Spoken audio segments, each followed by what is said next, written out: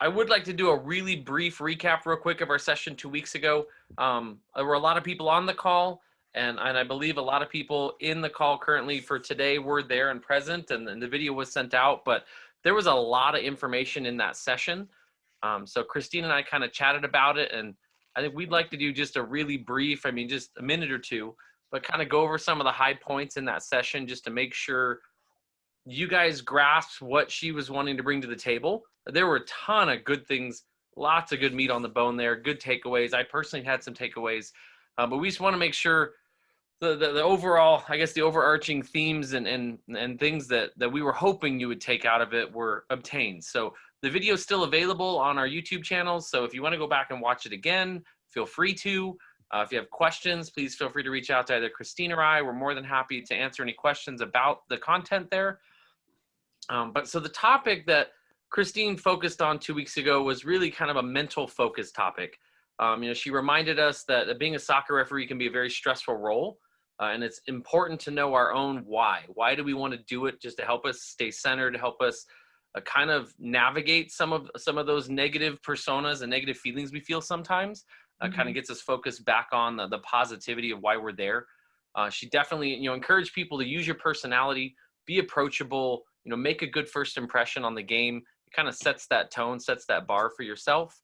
But then it also just helps you refocus back on what's your priorities in each situation. So no matter whether a decision's right, wrong, or indifferent, you can refocus and kind of get back at the match and be a success in your next decision. Some of the things the other things, one of the pieces I took away that I hadn't necessarily heard specifically previously, but I thought it was a great point, was talking about the neutral thought. So not necessarily getting caught up too much in right or wrong in some of your decisions, but thinking neutrally, focusing on the facts in the match, focusing on what really needed to be seen in that situation and what the decision was, rather than an opinion or my thoughts or, well, I feel it was this way. It's really just basing it on the facts and making a very objective decision and just staying neutral in our frame of mind, and then be done with that play and move on. Don't get hung up on it too long. So, staying positive, making a good first impression, being true to yourself. If you try to operate outside of that box, it's going to be very difficult for you to do. So if you can find a way to be a success and still be true to your personality and who you are and how you operate, it will really help you stay focused on how you are a success in that space. It also helps us regulate our emotions through the match. So if we're trying to act or operate in a way that we're uncomfortable in, not comfortable with, it will be difficult to regulate ourselves and refocus because we're not necessarily in our comfort zone. So I'm trying to think. I want to make sure that Christine, anything else that I've missed on that you wanted to touch on? Just the self-talk also, there are so many emotions, but if we can regroup and talk ourselves through, we have a better chance focusing on the important things. We talk us into the engaging moment of that last play and what our options are, and that helps regulate our emotions. And because there's so many external influences that can take us on such a pony show with coaches, players, stadium, location. But if we can talk us through, what do I want to focus on? Where is my AR? What's at stake? Then I think we are better equipped. A lot of us have a lot of experience with, I call these active problem solving skills that come from our understanding of the law, our pre-game, what we can do. But my whole point was that we also have some skills in regards of emotional regulation.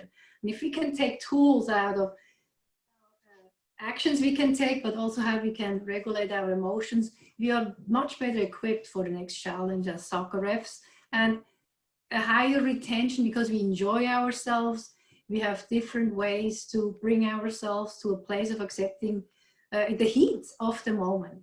So I think that's what I have, and mostly a reminder that we are humans. We can be in a place where we don't see everything. We may make mistakes, but let's judge ourselves by our comeback, that we count ourselves into the situation, into the crew, into the next play.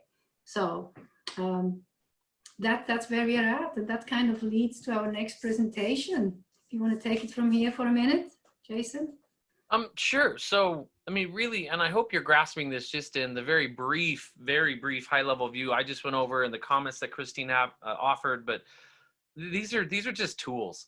You know, she talks about her personality, you know, using your personality. She talks about some of the mental focus and the self-talk and neutral thinking and all these. They're really just tools. It's up to you to do a few games, do a season or two, and figure out what works best for you. You know, are you a person that can talk to yourself well through a game? Do you do a lot of prep work and talk to yourself before the game and kind of role play? Some of the things are going to happen, so you're prepared. Like everyone will figure out their own process, but really we're hoping just to bring a different approach to some of the tools rather than sitting and looking at clips of, you know, soccer matches over and over again. We're trying to get out of that headspace just a little bit and maybe take a little different perspective so that when you start going back into, you know, traditional referee training and start gearing up for the spring season, maybe it's offered you another thought or two, another tool, you know, in the tool bag that you can pull out and start to use. So that's really all these conversations are. There's nothing that's dyed in the wool, steadfast, right or wrong. They're all just options for each referee to find out what your comfort level is and how you want to, you know, bring them in and administer them in a match. Well, thanks. That sets the stage. Thank you very much. So I hear that Jason also sent out handouts for today's presentation. Have you looked in your inbox, and while you looked at your Zoom link, did all of you have a chance to print out that worksheet for today's session? I did not. Attached to, quickly raise your hands if I can count on that. I have it digitally on my other screen. I don't have it printed. Yep. All right. It helps if we print it out because we're going to do some work with it. So I can give you a couple minutes to quickly do that. And while you guys print that out and have it hand in front of you, I like to do a quick screen share and get into my presentation. If you allow me, Jason, to get into the screen share. So I just made you host. You should be good to go ahead and share your screen and do what you need to do from here.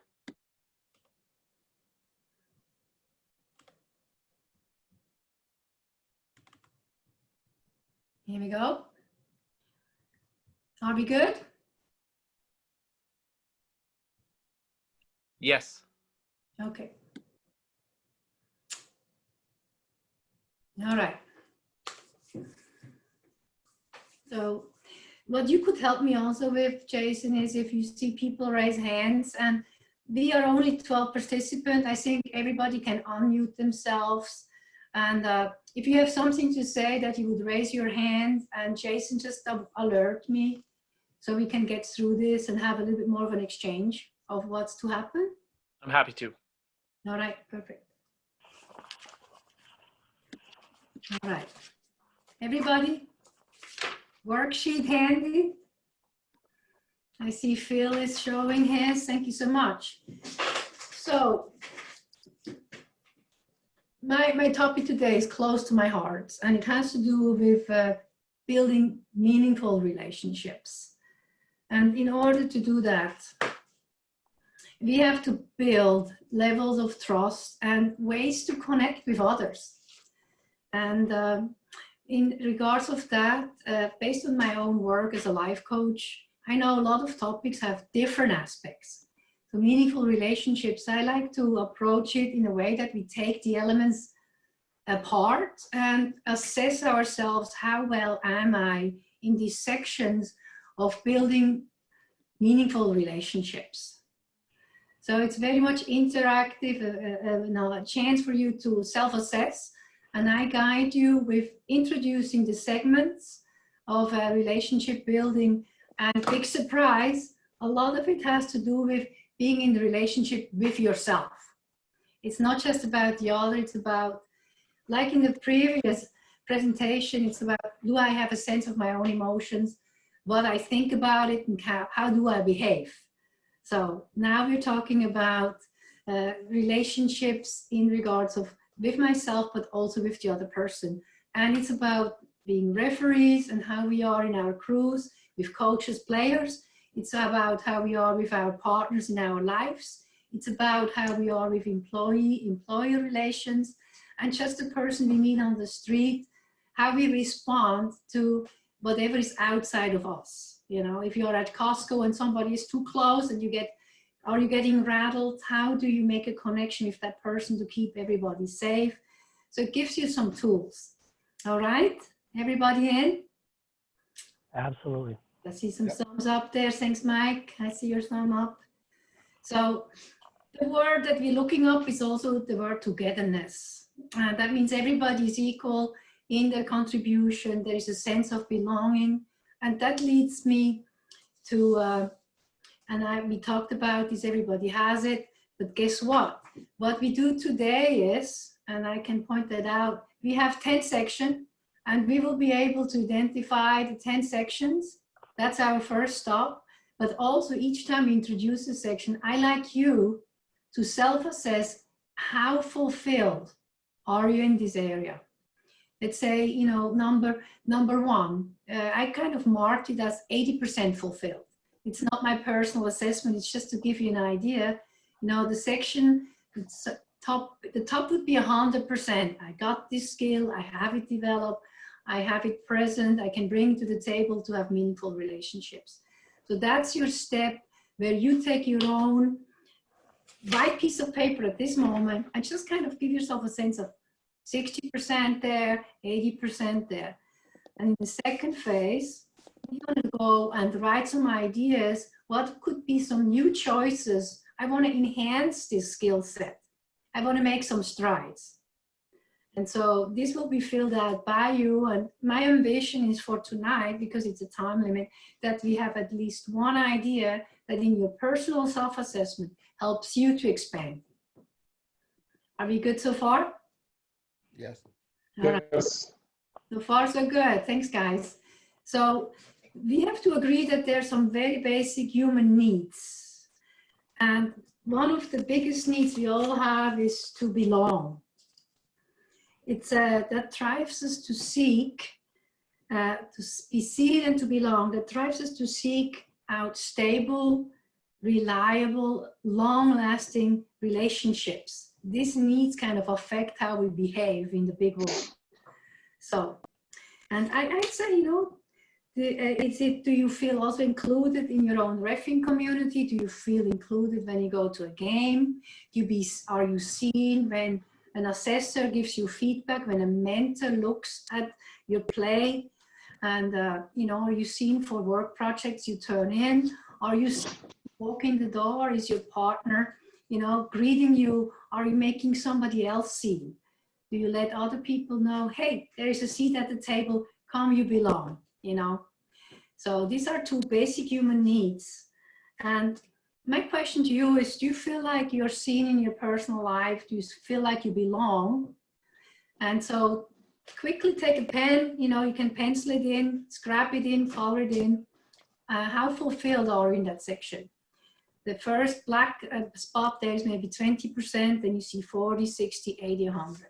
So give yourself, it's not a score per se, it's just like, I have the guts right now to tell myself where I'm at, so I get a reality check. Here, you can even date this piece of paper. Today, on the 14th of December 2020, that's where I'm at.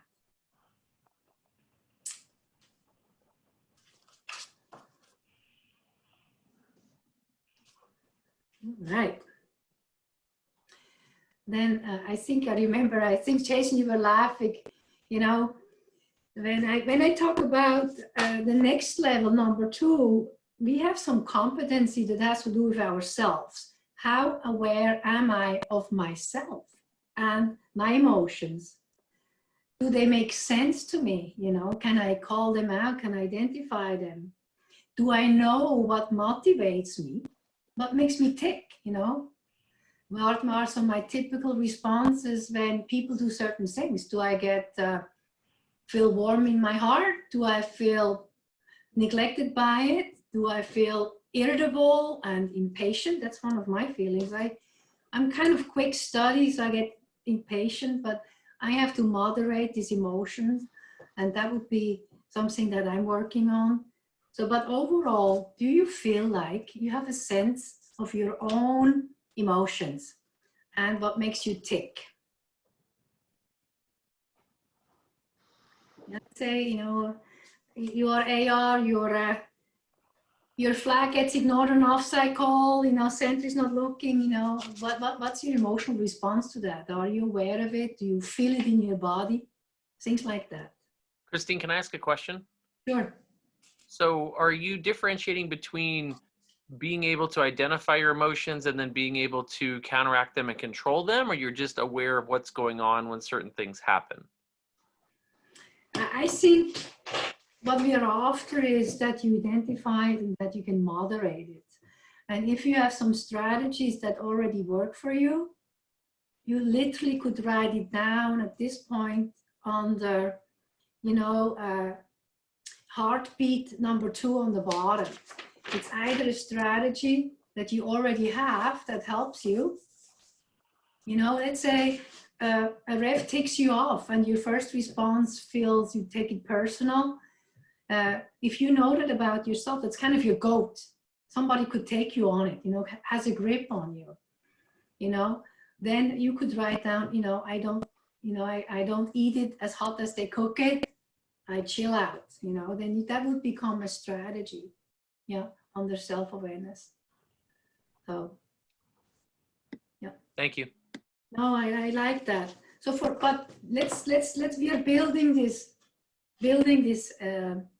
exercise. For right now, just kind of don't overthink it. I give you 2 or 3 things, as you see on my chart here. Just how self-aware am I? Not at all, somebody always has to tell me what I should be aware of. Or actually, no, I'm aware of myself. I'm high, I'm 85%. It has to do with experience in life too. So you're less frazzled. Guys, are we having some responses there? You have filled it out, so I can move on to the next. I see nodding. All right. So it's all about building awareness. And when we have awareness, guess what? If we are in trouble, we can then self-regulate. Okay. Then, and I think you led into that, Jason, it has to do with self-management. If you have a strong response and it's not helping you in the situation you're in, can you manage yourself? And let's say somebody has a good idea in a staff meeting and you want to jump in, but it's not your turn. You want to be overeager. You know that about yourself, but can you hold yourself and wait for the opportune time to engage? This would be a strategy to self-manage. It's a self-confidence, and I think in reffing, often, we're looking for facts. What do we see? What's coming from the players? What's coming from the reffing crew? And, can I, in this uncertainty, hold my own, gather information, and then it comes to me what I have to act on. Can I moderate this anxiety and can I manage that uncertainty till I see, based on all the information, what my options are? How can I now act? That has to do with self-management. Do you have self-control? Are you very explosive? Are you easily triggered? And my favorite is, in the moment we may have a specific need. You want to have a quick answer. If you don't get it, you get irritated at work. Or can you just hold for the greater good, let everybody take a turn and maybe your question gets answered? Can you manage your impulses?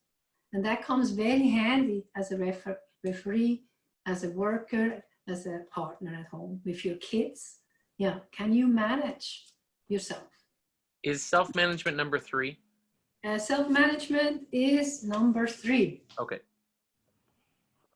And, maybe you want to write it down also so you don't get confused. This is your piece of paper. Just write it up. We had number 1.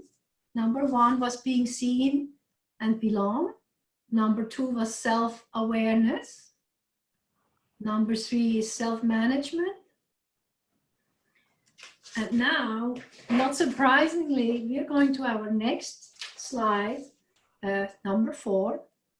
And, I said that just quick repeat here, awareness of our emotions, stay flexible, wait and see, what's coming in till you have the full picture. And then that helps you to direct your behavior positively than impulsively. Yeah. All right, number 4, social awareness. You know, just coming to this Zoom meeting, we see each other's faces. You know, we know that who is it who juggles internet bandwidth with his wife? You know, there was a need in the room. You know, we had to assess what does the household need, and were we aware that somebody now needs a priority also? Can we share? Are we aware of it? Are we picking up the urgency behind that request? Yeah, I think that that's very important for good, meaningful relationships, to have a sense of the other person's need. What's going on with them? Are they walking in? You know, you go to a game, there are 2, 3 people showing up. When you look at somebody, can you read what's going on with them? Are you aware? You know, are they late and not making it on time? Are they frazzled? You know, how do you manage still making them feel included? Yeah, are you able to listen and observe? You know, if you do a warm up, somebody stiff, a little bit older, do they need 5 more minutes to warm up? Are you aware of this person's need? Slow down your own, you know, pace, make everybody included. Are we aware of these things? If you give information, can you actually sense that the other person can follow? You know, you are doing your pre-game. Are you aware if somebody's distracted? You know, are you, you try to make a joke. Are people laughing? You know, do they think it's funny? Or is anybody paying attention? So if you are aware of that, you have a high level of social awareness. You have a high level of social competence. And as we had with our own personal management, not surprisingly, as number 5, we are having the relationship management. Not only are we aware, but now we are asked to also, in order to have meaningful relationships, manage how we interact with one another. And if we can manage the relationship, it leads towards a stronger bond. If you bond with your teammates in pre-game, during your warm-up, you know, during the first couple of plays, and you give a thumbs up for an AR who runs down to the flag post, you know, all these things, somebody who is very frazzled. One of my favorite moments was I was on the line calling a tight offside call. I'm getting attacked by, you know, the attacking player, and my center really sees me, you know, having to do stop. This is conduct unbecoming, you know, you cannot approach me, to come over, protect me, restate what's an expectation, how to behave after an offsides call, and to then help manage the relationship with the player, with me, make me feel understood, protect me. That went a very long way. Yeah, to come in, take care. And player management, relationship management is very important on the stressful situation. Yes, we can build kind of, I call it the Swiss bank account, build good interactions with one another, know they landed, as I call it. Then we can bond longer, we belong, and we know we can now rely on each other. And any of you ever sends emails out before a game about the time when we should meet, which color choices, you know, any updates on the teams? Have I seen this team before? If I do that, I now have one contact with that person. Then seeing each other in the parking lot, waiting for each other to walk to the field, that's a second contact. So I'm investing in connecting with that person to get a feel for them and just bond. And the frequency of interaction multiplied with good contact is key. What's marketing, guys? You know, marketing is multiply the amount of contacts you have with your customer and add a benefit to the contact. What could the customer want from you? Any information on the product you want to promote. So it's all about frequency, and that instills a connection that instills an investment in one another, a selection of importance towards each other. So add quality to every time you are in the presence of somebody else, add time and depth. All right, guys, we are at number 5. I want to quickly kind of show me your little sheet here. Are we honest with ourselves? We fill out how good we are in all these areas as of today. All right. Thanks for not just humoring me, but I invite you to kind of get a sense for where I'm at and learn about these aspects of building meaningful relationships. All right. So let's quickly go through here. Your own emotions, manage interactions successfully. I made some examples. And the clarity of how we communicate with one another, especially when we have conflicts. You know, are we clear of expectations? Are we clear of what's tolerable and what's not?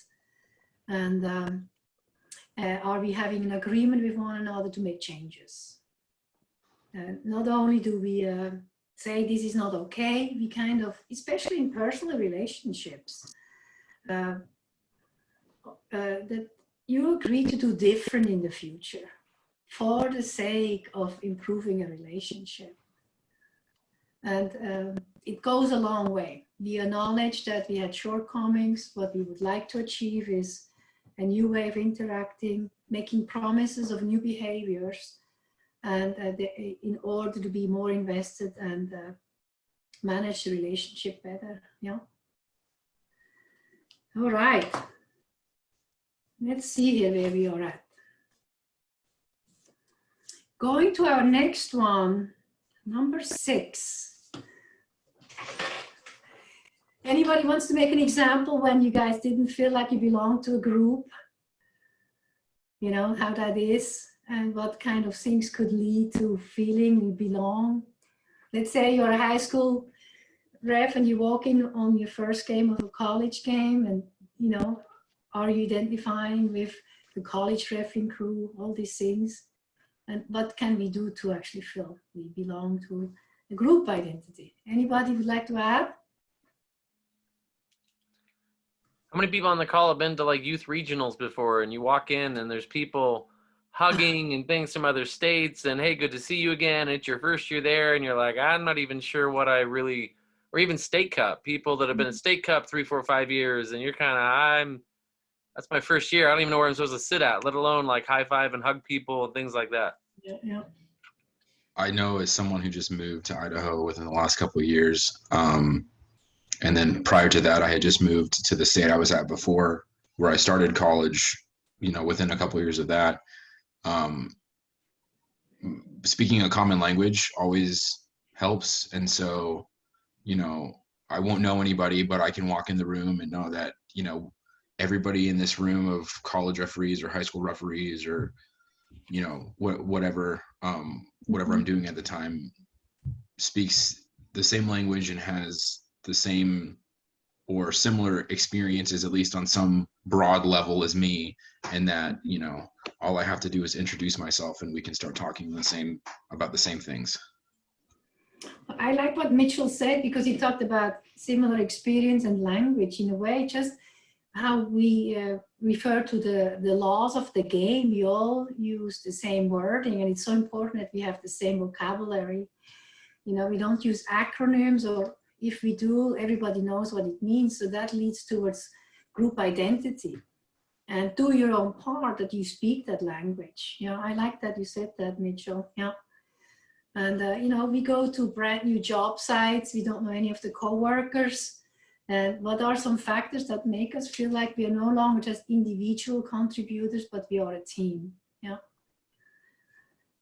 Anybody else? Thanks, Mitch.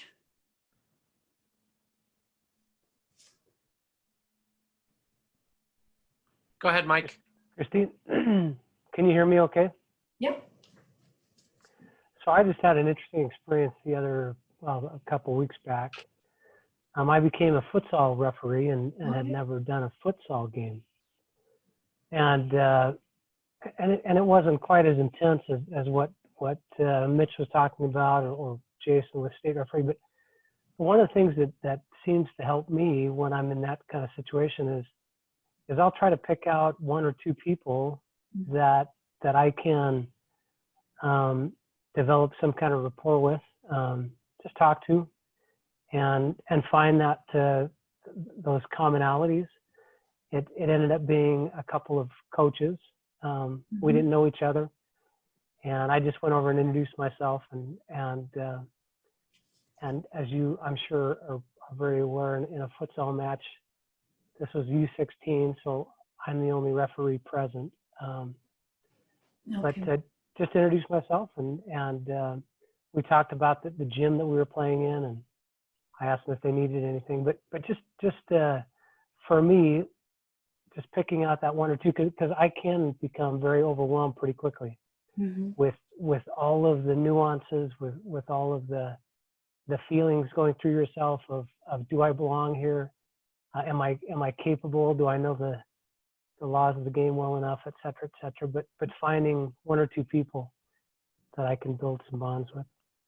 And this was very well put, because you acknowledge some vulnerability, certain things you control, like introducing yourself with a name, starting with a triad, of who could be these two people be to break some ground. I like every word you said on that, and your human need to want to belong, and be able to tolerate your discomfort of not knowing if you are 100% equipped with the laws because there are differences, but for you to have the courage to show up and make an effort. And I think the icebreakers are the hardest, how to, but what always helps is if we show an interest in the other. Let them say something about where they're at, and then we can connect with that. And when we can connect, then we can build. But showing an interest. That's a great point. Hard, You want to kind of just lead with your personal power to kind of make an impression. But if you just come, show up, and I call it semi-smile, with that you become approachable, and people that are interested in you. And in the end, everybody knows we need one another. One of the ways that you also feel supported and can add to a group is that you have information. Hey, Phil, did you look up the teams? Do you have information on the teams? Do you read somebody who has maybe forgot their socks, and you see them in distress, and you whip out the second pair of socks out of your pack? Are you aware of all that? And do you bring people in, like that image I showed as an example, just in the previous slide? You bring them in by sharing what you got and being emotionally supportive, because guys, at the end of a game, at one point, I needed you, you needed me, we needed one another, and we own the wins together, and we have to take responsibility also for moments in the game where we didn't get it. And the stronger we identify with the group, the stronger we come across. If an AR identifies with the center, we're on the same page. A coach can get not under our skin, because we make that decision. The center referee who looks for input on a foul call, we're going up together, we're pointing in the same direction. We are now a group. It's like a team in itself. And we can converse our point of view. And we did that because we had a sense for each other. We felt responsible for one another. We shared information, and we got it right. And if we understand each other, and often some of us are leaders, role model all these good behaviors of what makes a group stand out, and our own personal interests are less important, and so we can realize our goals as a group, But the role modeling, especially people in this room here, they have a lot of experience. Are we helping onboarding others into our group? How good are you? So number 6, guys, colors out, pencils out. Where are you at with feeling you within the referee community? You have a group identity. Christine, can I make one comment real quick? Go shoot. Just based on most of the people that are on the call are relatively experienced referees. I've been reaching out to a few youth referees recently and just kind of asking some questions about, what do they like about refereeing? What's made them stick around? What made them come back? Just trying to find some things that we can possibly use to connect with youth referees. And a couple of them have actually made the comment, and I wanted to mention it here in this forum. They never realized how much fun tournaments were because they were just doing games. And so when you show up at games, you kind of just go out, do your match, and then get in your car and go home. And there really isn't a sense of community. And when they, did their first tournament or started doing tournaments, and all of a sudden they got to sit in the tent and kind of, conversate with other referees and connect with other referees. And they really appreciated that. I mean, they really feel like they're on an island being a youth individual in kind of an adult world or a professional world. And so as we go out to these events, I know we're tired. I know we're doing more games than we probably should in a day. But if you're in the tent or you're taking a quick break and you see a youth referee there, say hello.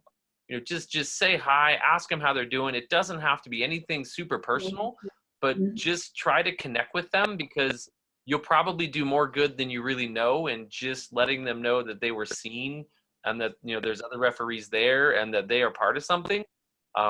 It's something I'm sure I've been guilty of, but I definitely am now more aware of it.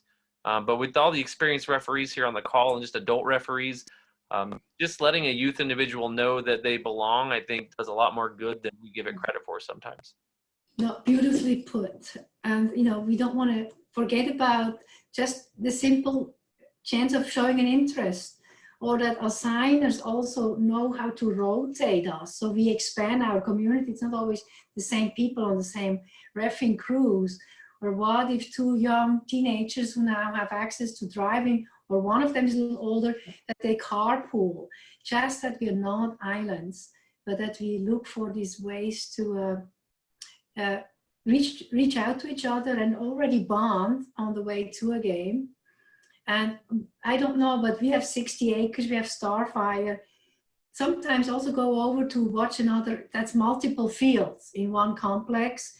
Why not just stick around for a minute and watch and check in and say hi, or simply wave when you go out there and you blow your first whistle? That we are refs and we are a community. A wave, a staying, you have a safe ride home. All these things go a long way. Are we doing these things that we care for more than just ourselves? Yeah. And tournaments are key. Who are we sending? Are we sending as many as we can? Are we making fundraisers so we can afford sending our people to tournaments? It's sometimes also a question of how much money do we set aside that our youth get ample money so they can have that experience of togetherness. Yeah, is that a priority for us? Yeah, as a community, as a the ones who make decisions in regard of these things. Yeah. Anybody else has any thoughts on that? Moving on. What time is it? Yeah, we have to kind of move on a little bit. The relationships in general. If there is no trust, we don't have relationships. They're not meaningful. We're guarded. It's competitive. I could be in, I could be out. People talk bad about me. A ref speaks this way, but not that way. Do we have any integrity? Can I trust myself in how I conduct myself? Am I my own word? Can I trust my teammates? In what ways do they show that we can trust one another? From a simply showing up on time, from a simply text, I can't make it on time, but I think of you, I want to be considered, I'm on my May, arrival time, 15 minutes late, whatever that is. Yeah. Can I be vulnerable with the other? Can I be vulnerable, make mistakes and still get the support? Do I get judged? Do I have to just watch my own back? Or can I trust that we grow together? Do I when I communicate, do I make comments of trust or the need for trust? Do I have that expectation? If we have a game plan for a game, there's kind of an agreement that we now implement that plan.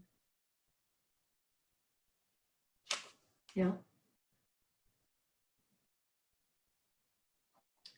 I'm looking at my own notes here. And when you think of companies, they talk about the dysfunction, not trusting one another, not having the same expectations, not showing any responsibility, not having attention to details. These are the dysfunctions that tank a whole company, tank whole teams. But if we build the foundation of trust, share responsibility, share expectations, pay attention to what we agree on, we now can buy into the success. We can trust that we deliver, that we follow through, and we trust that we do our part. We can trust the teammate does their part. And take risks, relationships, when was it clear that we want to start dating that person, see them more regularly? What breaks trust? What's reversible or irreversible? How quickly can I make amends if I have to apologize? Own my part. But in order to have good relationships, we have to build on having trust. And I think, Michael, you mentioned communication, and our futsal ref also mentions communication, to reach out to one another and have communication. Not just the words matter, guys, that we use to relate information.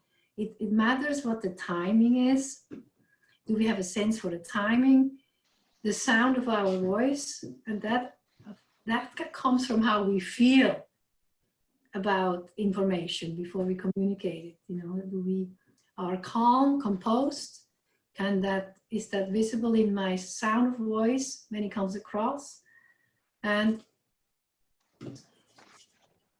this one is one that I like a lot. You and I may have an intention what we want to communicate. But we have to be very interested to see, is it actually coming out the way we intended it? Is the outcome in alignment with the intention? Yeah. Let's say, I can think of an example at work, some deadlines are not made. And now the manager says, okay, it looks like Anne or it looks like Dave. It shows that you're overstanding your lunch breaks, not making the deadlines. But the whole team who hears that comment from the manager is not amused. The intention is that we all focus more on working, making deadlines, but now the manager making kind of a joke on the back of somebody else. Looks like your lunch breaks that you overuse are catching up with you, is not well received. So the outcome is not a good one. So we have to be clear that if we intend to say something, that also the outcome is better for it. Has anyone tried to make a joke with a player during a game and realized the minute you said it that they weren't too amused by the comment you just made? And now 10 seconds later, you got to circle back and apologize to them for making a joke that they didn't think was very funny. I got to raise my hand there. I definitely have done that. And also, guess what? An intervention with a coach. They may scream at you. Is that communication skill, the sound of that voice, is it really enhancing our relationship? I can go over and I'll say, Coach, I want to hear you. Can you say it so I can hear you? Now we are setting an expectation. We're telling them we want to be in relation, but they have to say it in a way that we can hear them.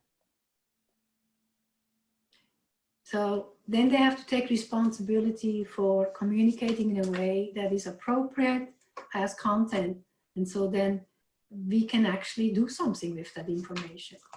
Phil, did you have a question? I was just gonna toss in. I was watching. My kid played when he played high school. I was watching the game, and the guy in the middle was a friend of mine. Uh-huh. And this player committed a really terrible foul. And I knew because of our relationship that he'd had that kid in other games at other times and et cetera, right? So when he showed him a yellow card, and I talked to him later. I said, man, you looked so angry when you showed that yellow card. He goes, well, I was angry. It's like, well, and then he starts to process. So like, oh yeah, I'm not supposed to like, even if he's angry underneath, it shouldn't be apparent to everybody on the field and the coaches and the players and the fans. And now the referee's mad at this player, right? Because your anger has nothing to do with whether or not they committed the foul. But it's not just your words. It's like everything you do. Phil, this leads me to just make a comment in regards of now that young person that you explored that response with can now, under self-management, make a note to self, do not, act on that first emotion and feeling, but that there is an incentive to manage that emotion. So the self-management, and we can work with them on that. That's Mitch, do you have a comment or question? I had a comment as well as far as communication goes. I know that I've had to learn that I need to remember what hat I'm wearing when I'm out there on the field refereeing, because my professional life is very different than my referee life. And the first time I encountered that, I'd taken a couple years off from refereeing. I refereed, throughout my youth, and then I joined the military, and I took 3 or 4 years off. And at that point, I was a sergeant in the Army, and my life was very different than the last time I'd blown a whistle at, age 18, 19. And I'm refereeing a high school game, and a coach started getting chippy, and I forgot that I was a referee in a youth match and not an Army sergeant doing Army things. And I treated him as such, and I think everyone was taken aback, including me, because I realized my mistake in my communication. So remembering, I think, that like your personal life can definitely help you in your referee life, but it can also hinder you, and kind of going back to self-awareness and all of that helps a lot with communication. Yeah, what is your audience? I had to circle back and apologize, but it wasn't a joke. Yeah. That speaks for you, that you took the time to try to say that wasn't my best moment. Can we move forward together? Because you are your own brand. If you are seen as the sergeant on the pitch, people now think of you the next time around. But again, because we are having the right to be human, you can go and circle back in, and that you caught yourself. You have also the awareness of the other. We can do the social management, realizing that didn't go well. So we constantly have feedback to improve ourselves. Yeah. So yeah, do I have my uniform, my soldier uniform, my referee uniform? Yeah. Super stuff. And I'm also very aware, let's say you have female referees and you communicate, make sure that we also invite other people to talk, that we take turns talking, that we encourage everybody's opinion, that we kind of read a younger referee, also that we include their opinions, that we let them talk. How do I make space so we hear everybody else's voice also? Can I take myself back a bit? Can I wait my turn? How can I encourage the other person to communicate? So communication is a huge topic, but hey, it's time to kind of color in your section on communications. How good are you? How proficient are you? Go from there. All right. And this is a topic that is on everybody's mind, especially this year, of are we inclusive and are we including others? Are we open and curious to other people? Is everybody welcome? Are we showing them that they matter? Are we showing ourselves that we count ourselves in? Are we counting ourselves in? Are all aspects of me welcome when I go to a job, when I go to a reffing game? Am I culturally aware of who I encounter? How this person may respond. Certain people you don't want to touch on their head, because based on their culture, that's a demeaning touch. It's an inappropriate touch. Do I have a sense for how the other person needs to be treated? Not just how I want to be treated. How do I have to treat the other person? The dynamics between men and women, also the dynamics between age. These are all important ways to start tuning in. We want to have meaningful relationship, to tune in. Are we thinking of just hierarchy and play rank? You know, am I the sergeant and tell others what to do? Am I the center ref and tell others what to do? Or do I believe in collaboration? So, and if you feel like you're in a minority status, count yourself in, make yourself known. I think that's also important. And I know we are nearly running out of time here, but I really would like to end on the last one on self-compassion. We can be sometimes our worst critics. You know, one mistake per game and we can't sleep at night.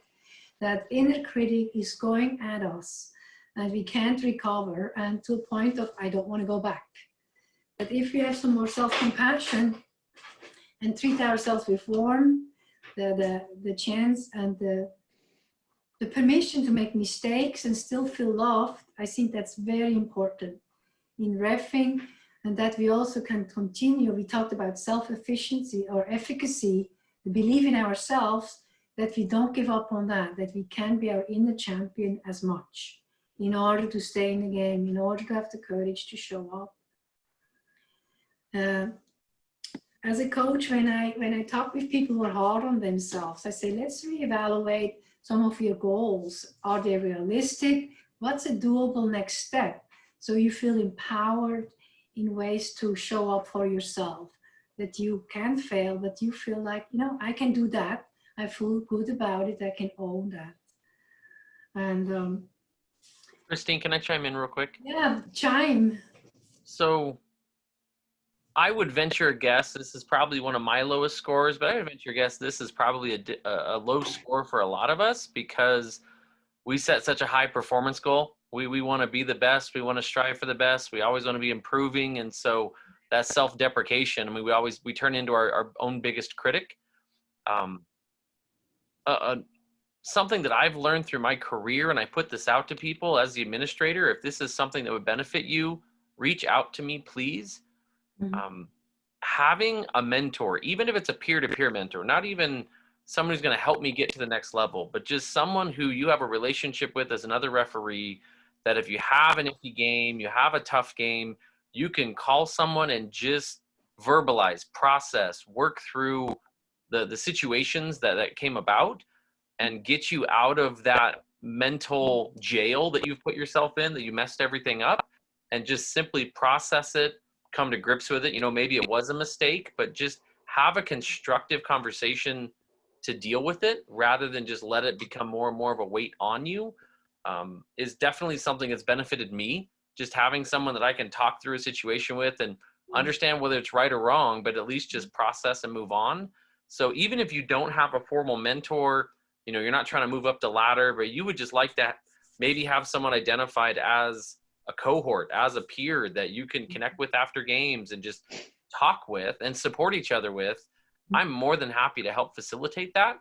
So please do not hesitate to reach out and just make that comment, and we can make sure that either you've already identified someone or have someone out there that we can connect with you to help with that process, to make sure that you're giving yourself a fair shake.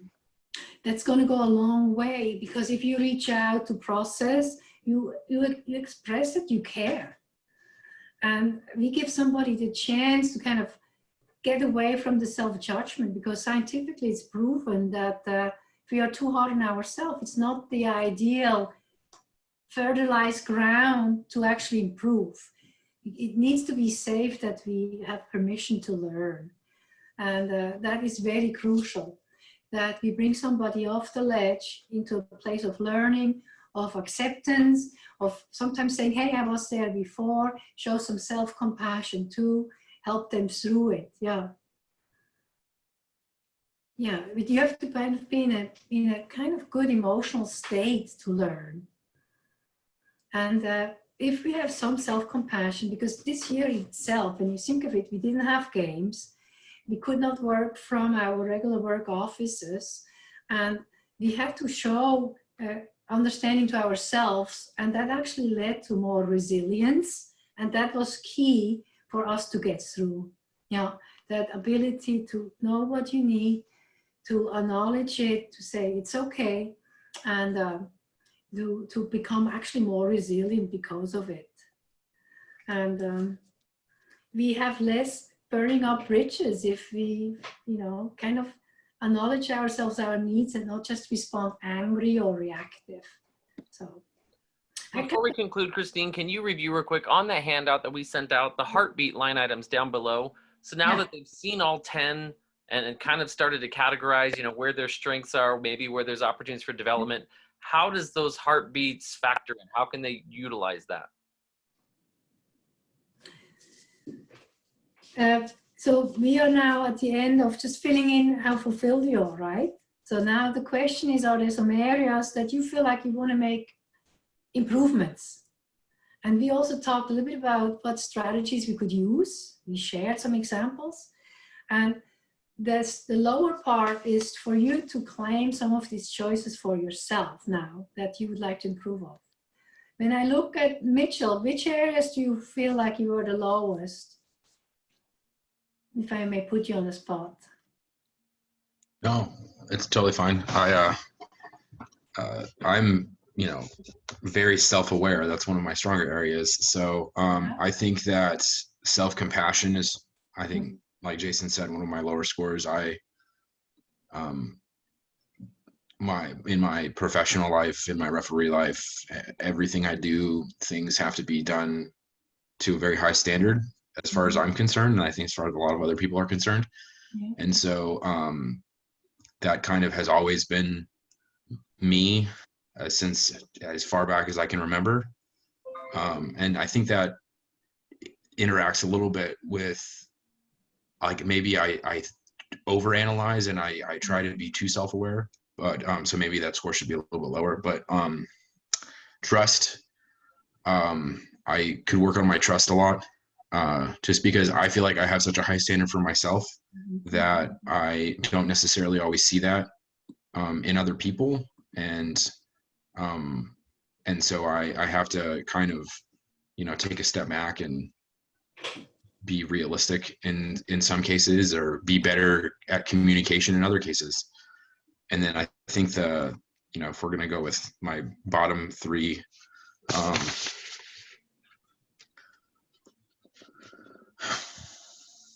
probably that group identity, just because I've moved around so much with the military over the last 10 years.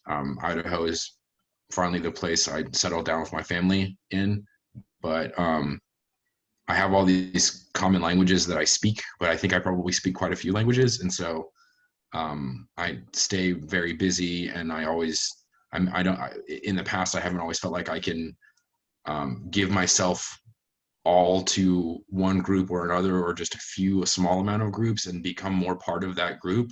And so you feel kind of spread thin. And so I think those are the three areas that I would target the most.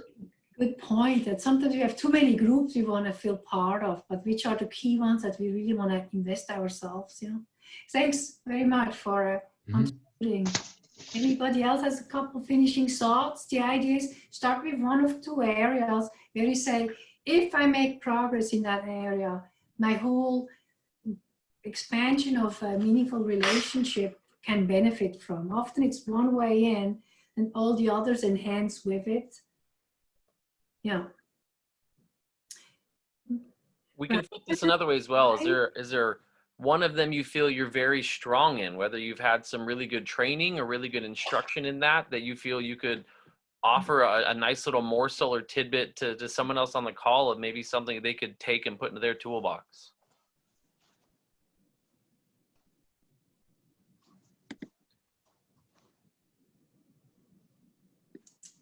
Raymond, can I pick on you real quick?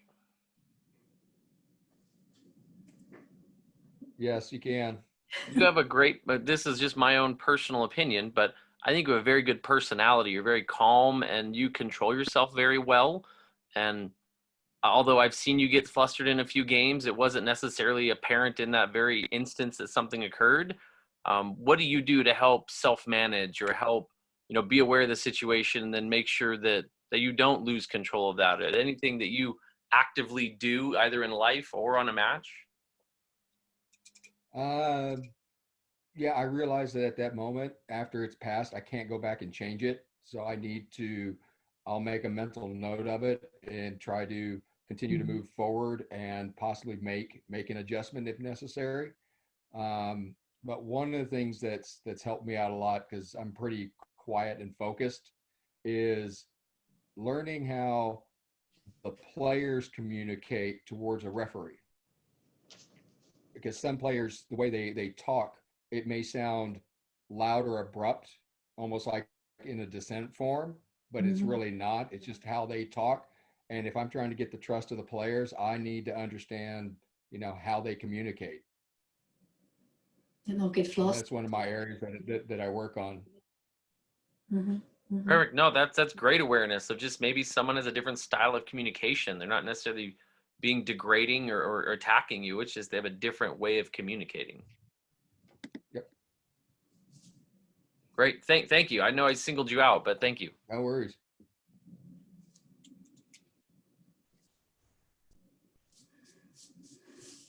There's more, obviously, right? I can also follow up with some strategies. I have so many, like 10 with the self-awareness, self-management, all these things. I don't know if it's beneficial if you have access to that as a document. That would be fine with me. I think it would be great. So one thing that we haven't necessarily announced to all the referees in the state, but we are adding another page to our website. It's called the resources page, where some of this type, like these trainings and things, that there's a handout or a follow-up, we can go post it to the resources page. And so if people go back and watch this video, then they know that they can then go find a resource after the class. So if you have some suggestions or strategies, I think it would be fantastic. I think 60 minutes is so hard to brush the surface of a topic that can really be so complex. So I think we've given really good food for thought here. But then the next level is definitely figuring out your plan. How do I improve? Where are my strengths? Can I leverage them to help me with my weaknesses? How do I go about, because if you're myself, 37 years old, I spent 37 years creating these bad habits. So how do I combat them? How do I change them? So having some input and information from you, I think would be fantastic. Yeah, how vulnerable are we? How self-assured are we? And with whom do we start learning and growing together? Who do we give permission to get feedback? Is it just mentors, assessors? Are we sticking around after the game and give each other feedback also as peers? All these things, do I invite that feedback? Yeah. Look, we are already, all of us, doing a lot of things right. It's just claiming it, being aware that we use it, and role modeling it to others. Let's not add too much here. I don't want to complicate it. It's just giving you a self-awareness moment during this training today, spelling out a couple different ways to look at the big topic, and take it from there. So there's always more. And I know, Jason, there is always more you would accept. I like that you guys have a web page, or did you say a side page in your web page with all this documentation? And I would be honored to have a couple of documents there also. And from our state tonight, just before we all go, since it's time, there will be a video recording of the Washington State Referee Committee. We also do our videos. And tonight, Michelle Pailly will be speaking. She's a former FIFA referee and the current instructor, I think, for CONCACAF female referees. So she's just talking, ways that brought her where she's at, what helped her cope, and kind of her biography. So make sure if you have another hour this week to just go to Washington State Referee Committee, Back to Play library, and Michelle Pailly. I mean, that's pretty formidable. So that's out there as well, because we need to learn from each other, and it's hard not to have games. My last game was February 28th. I know you had some games, but how do we share information, get our mindset, learn not just for refereeing, but for life, so we are better people, better leaders, more engaging, more kind to ourselves and others around us, because we are the difference maker if we take that serious. That's all I got for tonight, guys. Thank you very much. And Thank you. Yeah, thank you. Thank you very much. yeah. Thanks, Christine. Thank you. Thank you. All right. Thanks, Jason. Talk later. Thank you. Yes, we'll circle back and chat after this. Hey, hey. All right. Good night. Be well. Thanks, Happy Christine. holidays.